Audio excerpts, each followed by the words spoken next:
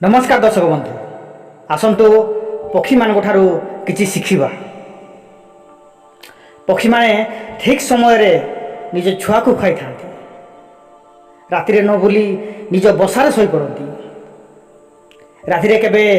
किछि खाई न था ठेसी ठासी केबे खाई न था संग्रह करी केबे रखी न था रात्रि हेबा मात्रे शई पड़ती निज आहार केबे बदलाई न था निज शरीर द्वारा सतत काम कर रात्रि व्यतीत अन्य समय रे आराम कर न था रोग हेबा मात्रे खाइबा छाड़ी दियंती सेते बेले खाई थांती जेते बेले भलो होई जांती एवं निज छुआ को बहुत स्नेह दियंती परिश्रमी होइथिबा